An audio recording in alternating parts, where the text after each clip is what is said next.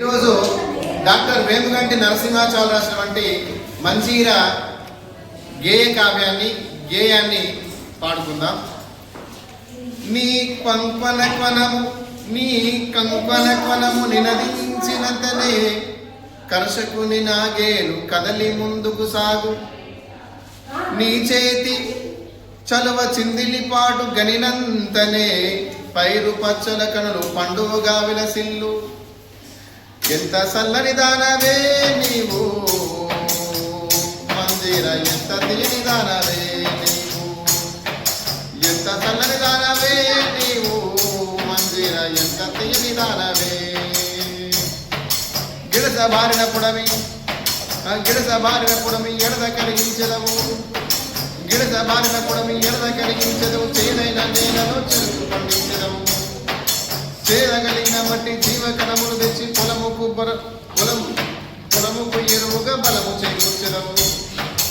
ఎంత చల్లని దానవే నీవు మంజీరా, ఎంత తీయని దానవే నీవు, ఎంత చల్లని దానవే నీవు మంజీరా, ఎంత తీయని దానవే నీవు.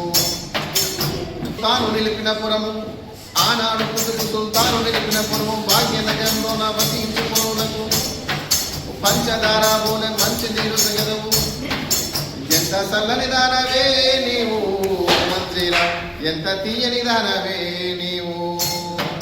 పల్లెటూళ్ళను కురిమి తల్లి వలె లాలించి స్నానపానాలను సమకూర్చెదవు నీవు, పల్లెటూళ్ళను కురిమి తల్లి వలె లాలించి స్నానపానాలను సమకూర్చెదవు నీవు. పట్టణములతో బొట్టు వలె ప్రేమించి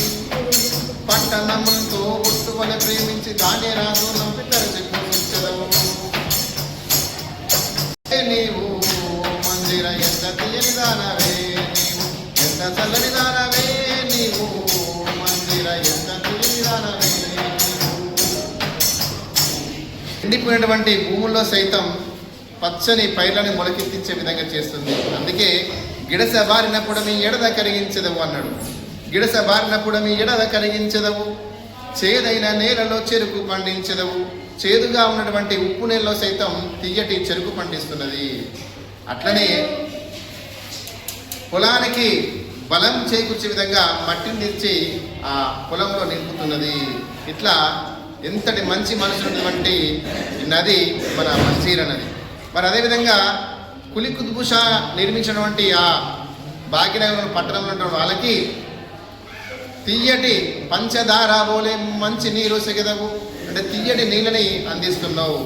అట్లానే దాని రాసులు నంపి, అంటే పట్టణంలో ఉన్న వారిని తోబుట్టు వలె లాలించి ప్రేమించి వారికి ఈ పల్లెటూరు నుంచి ధాన్యాన్ని పంపిస్తున్నావు. మరి అట్లానే పల్లెటూళ్ళని ప్రేమతో తల్లి వలె లాలిస్తున్నావు, పట్టణాల్ని తోబుట్టు వలె ప్రేమిస్తున్నావు. పల్లెటూళ్ళకి స్నానపాదులకు సరిపడా నీళ్ళు అందిస్తున్నావు, పట్టణంలో ఉన్నటువంటి వాళ్ళకి దానిరాశి నంపి తరచు పూజిస్తున్నావు. ఇదే కదా తల్లి గుణము. ఆ తల్లి గుణం నీలో ఉంది కాబట్టి నువ్వు కళామా తల్లివైనవు. ఓ మంజీరా, నీకు ప్రణామాలు అంటూ డాక్టర్ వేముగంటి నరసింహాచార్యులు చక్కగా వర్ణించడం జరిగింది.